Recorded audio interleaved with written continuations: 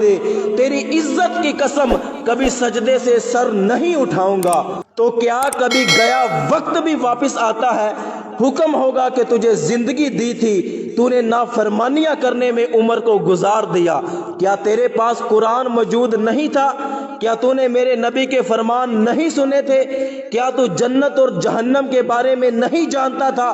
لیکن تجھ پر افسوس کہ ساری زندگی تو شیطان کی پیروی کرتا رہا۔ میرے بھائی، شیطان تو چاہتا ہی یہی ہے کہ ہم اللہ کے نافرمان بندے بن جائیں، لیکن قبر کو اپنے سامنے رکھیں۔ یہ تھوڑی سی زندگی ہے، نماز کے وقت تو اٹھ جایا کریں۔ نیند پوری کرنے کا شوق قبر میں پورا کرنا، یہ آنکھیں بند ہونے کی دیر ہے۔ مر گئے تو قیامت تک سونا ہی ہے، کوئی جگانے والا نہیں آئے گا۔ کاش حضور صلی اللہ علیہ وآلہ وسلم کا یہ فرمان سنا ہوتا تو کبھی فجر کی نماز قضا نہ ہوتی۔